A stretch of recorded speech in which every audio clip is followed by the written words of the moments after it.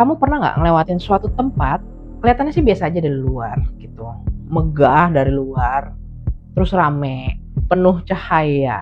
Tapi ketika kamu masuk, rasanya kayak ada yang berbeda. Udaranya kerasa lebih berat, terus suhunya tuh kayak tiba-tiba turun. Habis itu bulu kuduk berdiri tanpa alasan yang jelas. Kalau ada satu tempat di Jakarta yang paling sering bikin orang merasakan hal itu, jawabannya tebak di mana. Sebelumnya Manai spill dikit. Manai punya teman-teman yang tinggal di situ.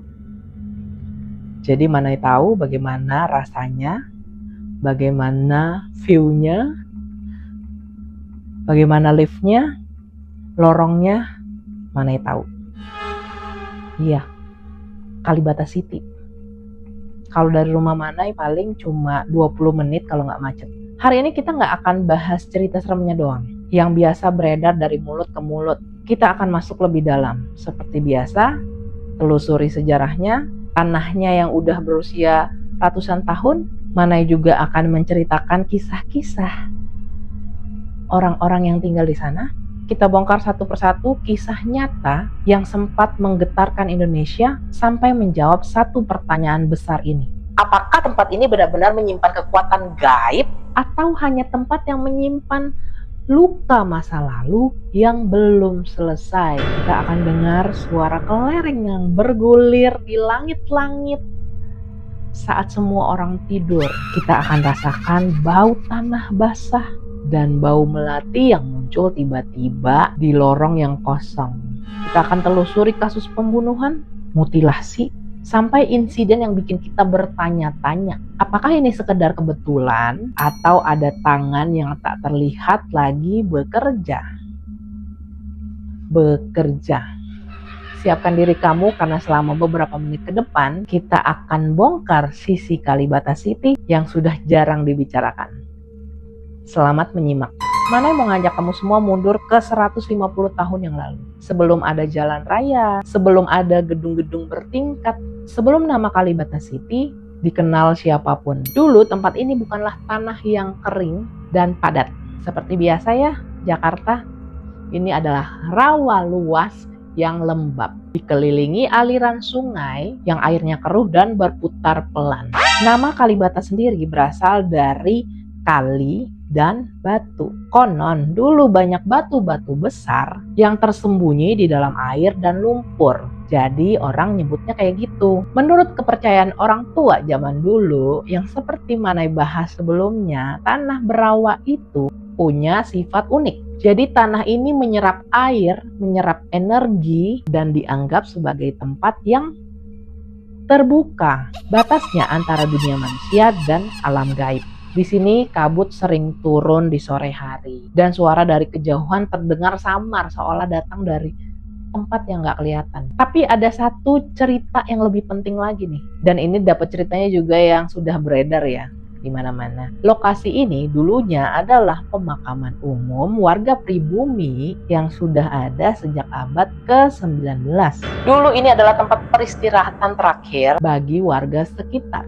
Makam-makamnya itu terbuat dari batu bata sederhana, ditanam di atas tanah yang sedikit lebih tinggi supaya nggak terendam air. Tapi seiring berjalannya waktu, kota Jakarta kan makin meluas nih.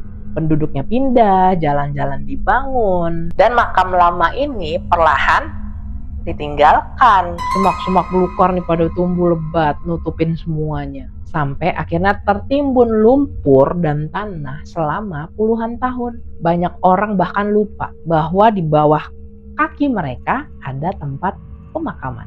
Saat pembangunan dimulai tahun 2002, proyek pembangunan Kalibata City ini resmi dimulai. Tujuannya mulia, membangun perumahan vertikal untuk mengatasi kepadatan penduduk Jakarta. Tapi baru hari-hari pertama penggalian, kejadian aneh udah mulai terjadi. Ada cerita, waktu alat berat mulai menggali kedalaman 3-4 meter, tiba-tiba penggalinya itu tuh berhenti sendiri. Ya udah, sebagai mandornya ini turun dong.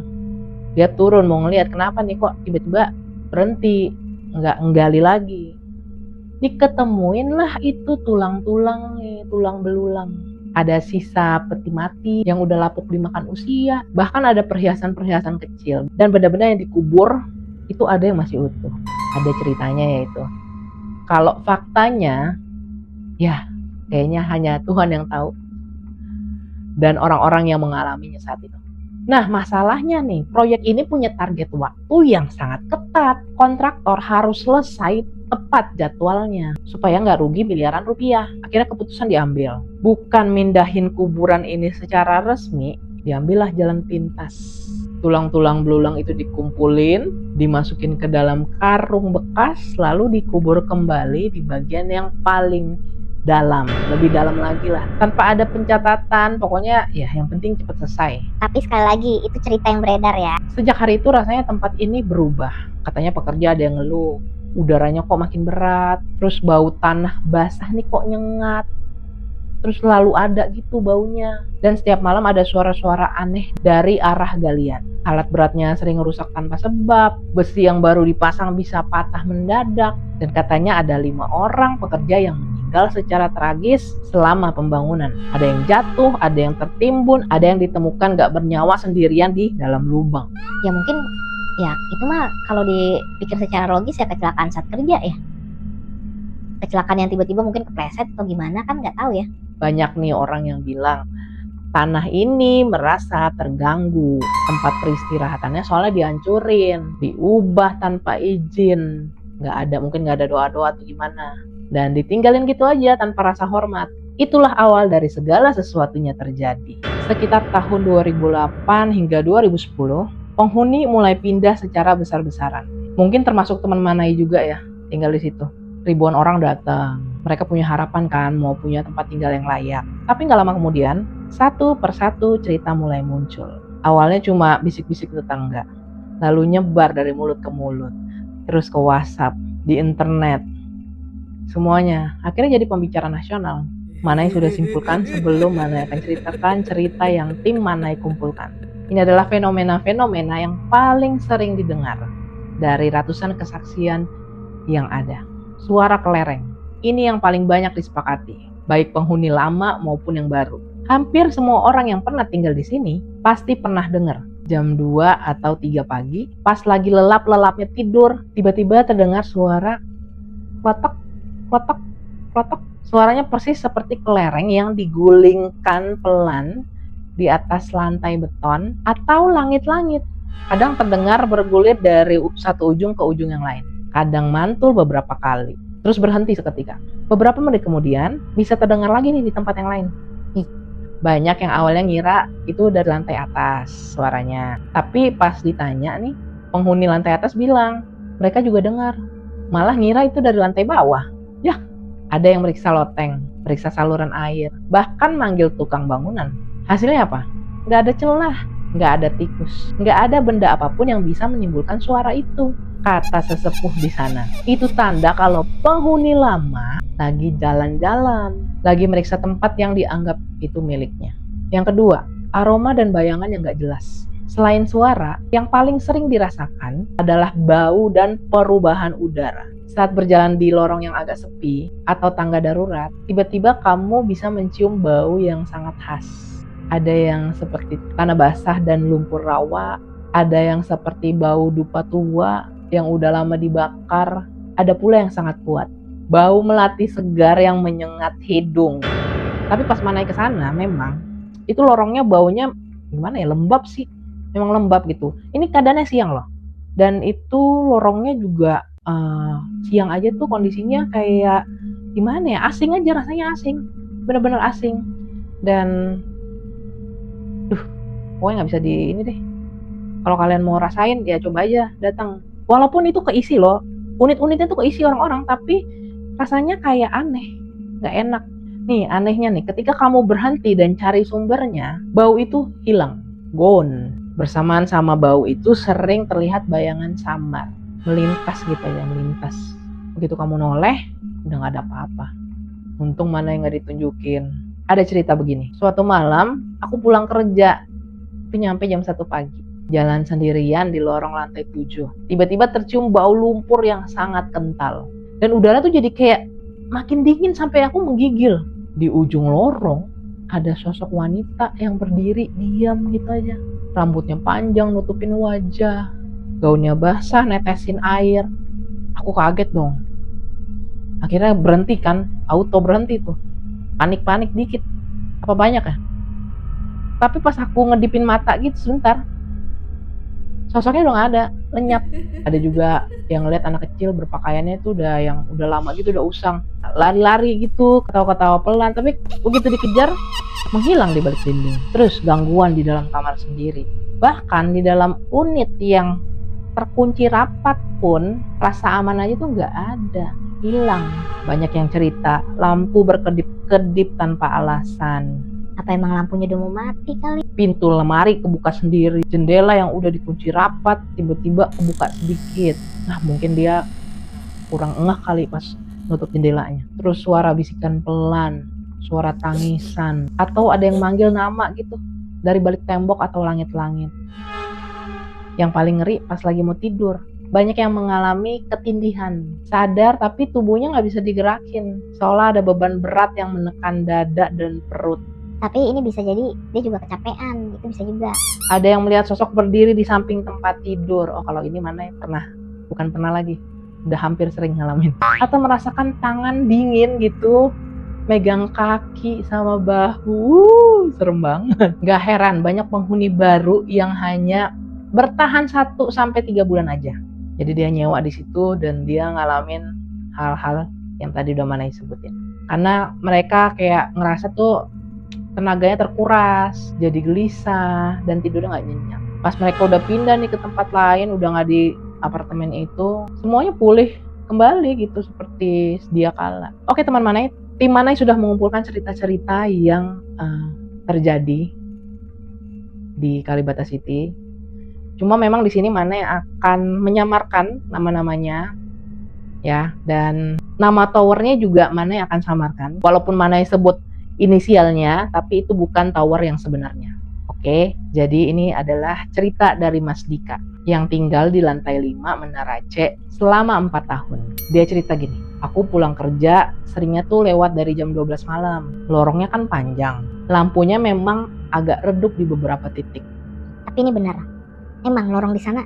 Awalnya sih biasa aja, tapi kok lama-lama rasanya beda ya. Kadang pas jalan tuh tiba-tiba udara jadi kayak dingin gitu, kayak dingin nusuk tulang, padahal AC lorongnya mati.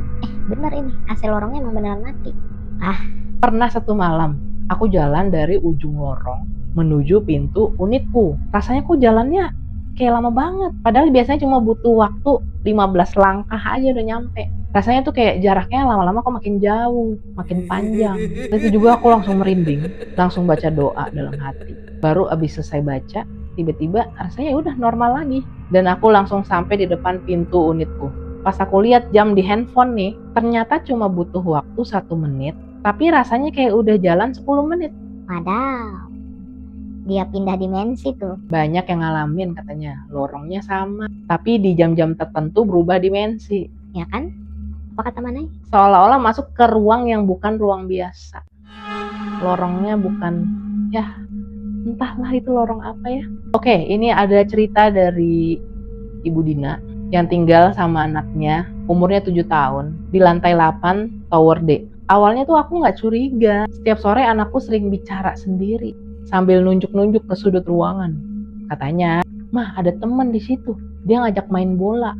Aku kira nih cuma hayalan anak-anak doang. Tapi makin lama makin aneh. Dia bilang itu temennya itu pakaiannya tuh bajunya tuh lusuh, kakinya telanjang, nggak pakai sendal, nggak pakai sepatu, dan badannya basah terus. Jadi ada satu malam dia kebangun sambil nangis, teriak ketakutan. Bilangnya temennya itu duduknya di ujung tempat tidur, natap dia tanpa berkedip. Sejak itu anakku sering demam tanpa sebab, tidurnya gelisah. Aku bawa ke dokter, katanya nggak kenapa-napa, sehat-sehat aja. Akhirnya aku pindah dong ke kontrakan aja deh, rumah aja, nggak di apartemen. Seminggu setelah pindah, anakku tuh langsung ceria lagi, langsung pulih aja gitu, dan nggak pernah bicara soal temennya itu lagi. Kata orang yang paham, Sosok anak kecil ini sering terlihat. Konon, mereka adalah arwah anak yang dulunya meninggal di rawa-rawa itu. Lalu ada cerita dari Mas Budi, mantan petugas keamanan yang bertugas malam hari selama 3 tahun. Tugas ronda itu nggak gampang. Jam 1 malam sampai jam 3 pagi itu adalah waktu yang paling sepi. Sering banget aku dengar suara ketukan pelan dari pintu-pintu unit yang kosong. Atau penghuninya sedang tidur.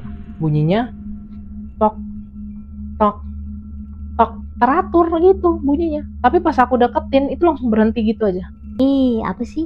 Pernah juga ada yang manggil namaku. Suaranya lembut, persis seperti suara kenalanku, tetanggaku. Waduh, Pas aku jawab iya, kenapa? Suaranya malah menjauh dan hilang gitu aja. Suatu hari pas aku ikutin suara itu sampai ke ujung lorong, lah kosong, tembok kosong gitu aja, nggak ada unit, tembok kosong. Yang paling bikin kaget, pernah lihat bayangan tinggi besar, rambutnya panjang, berdiri di depan lift.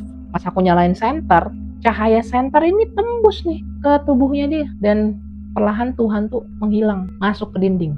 Sejak saat itu aku selalu bawa air doa dan baca ayat tertentu setiap kali mulai ronda. Kasian Mas Budi, capek banget hidupnya. Lalu ada cerita dari Mbak Tari yang sering pulang larut malam. Parkir basement itu tempat yang paling ditakuti banyak orang. Gelap, lembab, dan suhunya selalu dingin walaupun di siang hari. Saat jalan menuju mobil, rasanya tuh selalu ada yang ngikutin di belakang. Kadang aku dengar suara langkah kaki kayak beriringan gitu. Tapi pas aku balik badan gak ada apa-apa.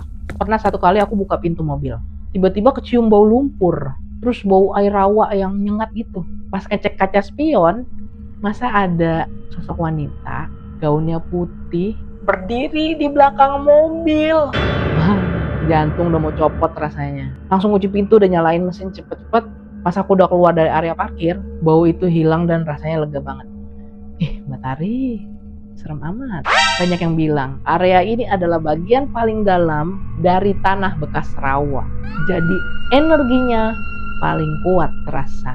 Lanjut ada cerita dari Pak Jody. Penghuni lama yang udah tinggal di Kalcit ini pas baru buka. Dia udah tinggal. Di beberapa tower lantai 13 memang ada, tapi jarang ada yang mau beli atau sewa. Kalau kamu naik lift dan berhenti di lantai itu, rasanya langsung beda. Udaranya kerasa berat, lampunya terlihat redup, walaupun bohlamnya baru. Dan suaranya tuh kayak bergema lebih keras dari lantai lain. Teman saya pernah tinggal di situ selama 2 bulan. Setiap malam dia dengar suara orang mondar-mandir di atas kepalanya. Ya maksudnya di langit-langit itu. Padahal di atasnya adalah lantai 14 yang kosong saat itu. Dia juga sering lihat cahaya samar bergerak di balik celah pintu tetangga unit yang gak ada penghuninya. Katanya rasanya kayak lagi diawasin sama banyak mata yang gak kelihatan.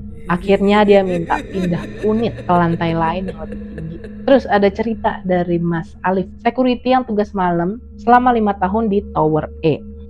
ini tower yang pernah Manai masukin. Ih, aneh banget emang itu tower itu. Aduh, serem. Jam 1 sampai jam 3 subuh itu jam yang paling berat. Makanya kan Omi kalau ngingetin ke Manaya harus cepet tidur. Karena yang lain bisa bangun. Yang makhluk-makhluk lain. Waduh.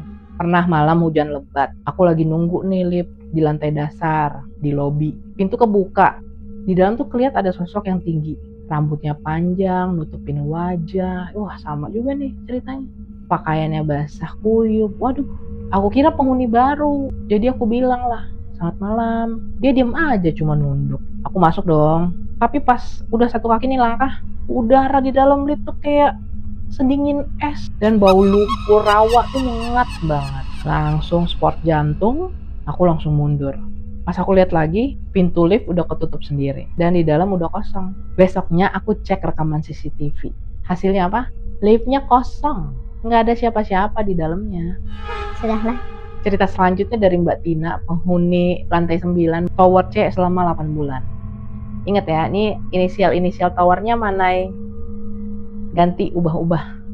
Jadi teman Manai cukup dengar ceritanya aja. Sejak pindah, hampir tiap jam 2 pagi, aku tuh selalu terbangun. Ini keadaannya sadar nih, tapi tubuh nggak bisa digerakin. Dada tuh rasanya kayak ditekan berat banget. Akhirnya nafas sesak kan. Sering aku lihat sosok wanita, lagi-lagi gaunnya putih, berdiri di sisi tempat tidur, natap tanpa kedip. Suaranya jadi ada bisikan gini, ini tempatku dulu. Mate. Anehnya pas aku udah nyalain lampu, udah doa, sosok itu hilang. Dan beban di dada nih lepas. Akhirnya aku minta diruqyah. Katanya energinya nih kental banget nih, berat banget. Ini kayak katanya sisa arwah yang masih terganggu. Pas akhirnya aku pindah lah ke tempat lain. Udah gak pernah ketindihan. Hilang total, udah gak pernah pulang lagi. Lanjut cerita ini dari Pak Hendra. Penghuni lama juga sejak tahun 2009. Di lantai 11 Tower B. Sering banget dengar suara teriakan kesakitan gitu. Terus tangisan juga. Bahkan ada yang minta-minta tolong dari balik tembok atau langit-langit. Suaranya jelas, bukan gema, bukan eho gitu. Tolong, bukan gitu, bukan eho gitu. Kalau aku ketuk dinding, suaranya langsung berhenti. Tapi 10-15 menit kemudian muncul lagi dari arah lain. Teman yang paham hal gaib bilang, itu suara mereka yang meninggal saat penggalian. Waduh. Atau dulu yang pernah dimakamin di tanah ini. Mereka belum tenang, jadi sering bicara lewat getaran dan suara di tembok-tembok, di dinding-dinding. Selanjutnya cerita dari Mas Raka. Dia kayak manai dulu nih, pengemudi online, ya kan, taksi online, parkir di basement, kayak cerita si Mbak Tari tadi. Ini katanya yang paling bikin merinding. Pernah aku tunggu dalam mobil, mesin mati, pintu terkunci. Tiba-tiba mobil kok bergetar kencang. Kaca depan kabut, terus cium ada bau melati, pekat banget lagi. Di kaca spion nih dia cek, ada bayangan anak kecil berdiri di belakang, di bumper, nempel. Dan ngikut dia. Aku langsung nyalain mesin, langsung starter, baca doa keras-keras. Pas udah keluar jalan raya, udah hilang tuh getaran. Kaca udah jernih lagi, bau melatinya udah gak ada. Sejak itu juga aku gak pernah mau berhenti lebih dari 5 menit di sana. Ya udah mendingan nunggu di luar aja Mas. Ketemunya di luar, jangan di dalam. Jangan parkir di basement. Ini cerita yang terakhir, mantan staf administrasi pengelola gedung. Namanya Mbak Sarah. Ada kebiasaan aneh. Lampu lorong di beberapa titik sering mati hidup sendiri. Padahal bohlamnya juga baru kali ganti. Tim teknisi pun sudah ganti berkali-kali, tetap aja. Mereka bilang, lampu itu nyala bukan buat kita, tapi untuk penghuni lama yang masih berjalan di lorong itu. Ya, ganggu aja. Pernah aku lewat jam 12 malam, lampu depan mati. Tapi pas aku baca-baca ayat nih, lampu tuh langsung nyala terang. Pas aku lewat lagi, mati lagi lampunya. Rasanya tuh kayak mereka menghormati doa, tapi tetap ingin tempatnya itu terang buat jalan mereka sendiri. Oke teman Malay, kalau cerita mistis masih bisa dianggap sebagai persepsi atau sugesti. Bagian ini nih yang bikin semuanya jadi lebih nyata dan menyakitkan. Di Kalibata City tercatat serangkaian peristiwa tragis dan kasus kriminal yang sempat menggempakan publik, sempat viral juga. Dan sampai sekarang banyak orang yang mengaitkannya dengan aura kelam tempat ini. Kita mulai dari kasus yang pertama kali bikin nama Kalibata City ini masuk ke berita utama. Tragedi pada tahun 2013, tepatnya di lantai 9 Tower Ebony. Korban bernama Holly Angela, seorang wanita muda yang tinggal sendirian di sana. Suatu hari tetangga merasa ada yang aneh. Pintu kamar nih ketutup rapat selama berhari-hari dan tercium bau yang aneh, gak sedap, samar-samar. Setelah dibuka paksa, pemandangan yang dilihat nih, waduh, Holly ditemukan meninggal secara mengenaskan dengan tanda kekerasan yang jelas di tubuhnya. Ya ampun, turut berduka ya buat keluarganya Holly. Penyelidikan polisi pun berjalan panjang. Akhirnya terungkap, ini adalah pembunuhan berencana yang melibatkan orang terdekat korban dan bahkan sempat dikaitkan dengan oknum pejabat. Motifnya nih masalah keuangan, Lagi-lagi. dan hubungan pribadi yang complicated. Waduh, udah gak tahu lagi kalau itu yang mana ya. Secara hukum kasus ini selesai, tapi bagi warga sekitar, cerita belum berakhir. Selama bertahun-tahun sesudahnya, siapapun yang menempati unit itu selalu mengeluh. Mereka mendengar suara teriakan dan tangisan di malam hari, terus ngerasain udara yang berat banget, dan ngerasa diawasin terus-menerus. Banyak yang menolak menyewa atau membeli unit karena dianggap berdarah dan menyimpan energi negatif. Lanjut kisah nyata yang kedua, ini adalah kasus yang paling mengerikan yang pernah terjadi di tempat ini dan membuat nama Calcit ini kembali jadi sorotan seluruh Indonesia. Tanggal 14 Desember 2020, warga dan security menemukan potongan-potongan tubuh manusia yang dibungkus rapi di dalam sebuah unit di tower, lagi-lagi tower Ebony. Korban bernama Rinaldi Harley Wismanu yang bekerja sebagai manajer keuangan. Penyelidikan mengungkap hal yang sangat dingin dan terencana. Jasad korban dipotong menjadi beberapa bagian, dimasukkan ke dalam karung dan kotak, lalu disembunyikan di sudut ruangan. Motifnya diduga kuat adalah utang ratusan juta rupiah yang nggak bisa dibayar korban. Gila. Di dunia hukum ini adalah kejahatan kelam yang dilakukan oleh manusia. Tapi di tengah fakta itu muncul pandangan lain yang banyak dipercaya warga. Kenapa di sini? Kenapa selalu di Tower Ebony? Kenapa kejahatan yang sedingin ini, sekelam ini bisa terjadi di tempat yang seharusnya jadi rumah? Banyak pengamat supranatural berpendapat tempat yang sudah menyimpan energi gelap dan luka masa lalu itu seperti penarik. Energi itu membuat emosi manusia jadi mudah meledak, hati jadi lebih mudah keras, dan pikiran jadi lebih mudah tergelincir ke hal-hal terlarang. Apa yang seharusnya nggak terpikirkan, jadi kerasa mungkin untuk dilakukan. Tapi mana ya pernah juga tuh kayak gitu tuh, masuk energi-energi negatif. Tapi untungnya habis itu doa langsung hilang. Selain kasus pembunuhan, ada catatan lain yang menyedihkan. Insiden mengakhiri hidup sendiri yang terjadi berulang kali. Dalam rentang waktu 10 tahun lebih, tercatat ada beberapa kasus, baik penghuni biasa maupun ada juga public figure yang saat itu tinggal di Calcit, memutuskan melompat dari lantai atas menuju ke bawah. Dari sisi medis tentu aja ada alasannya. Tekanan hidup di kota besar, masalah ekonomi, konflik rumah tangga, atau mental health-nya terganggu. Tapi pola yang sering udah dicatat warga nih, banyak di antara mereka yang kelihatannya awalnya sehat, ceria, nggak punya masalah besar, tapi setelah tinggal beberapa bulan di sini, berubah drastis jadi pendiam, murung, sering ngeluh, merasa ada beban berat di dada, seolah ada yang terus menekan pikirannya. Tapi kan itu mungkin aja ya karena memang beban hidup tinggal di kota Jakarta ya, dengan tingkat konsumerisme yang tinggi, itu juga bisa bikin pusing, kata orang yang percaya. Tempat ini seperti menghisap energi positif. Kalau kamu datang dengan hati yang lemah, kamu akan lebih mudah terpengaruh. Pikiran jadi kacau, rasa putus asa datang tanpa alasan yang jelas. Untung mana waktu kesana kondisi mana fit ya, jadi nggak pernah diganggu, cuma ngerasa nggak enak aja hawanya. Sekarang setelah mendengar semua cerita dan fakta ini, kita nggak boleh mengambil kesimpulan sepihak. Ayo kita bahas dari berbagai sisi ya, biar lebih adil dan masuk akal. Bagi yang percaya, penjelasannya itu sangat jelas. Tanah punya ingatan dan perasaan. Tempat yang dulunya rawa-rawa dan pemakaman adalah tempat istirahat yang damai. Ketika dia diubah fungsinya secara paksa, digali, ditimbun beton tanpa rasa hormat, maka keseimbangan alam akan terganggu.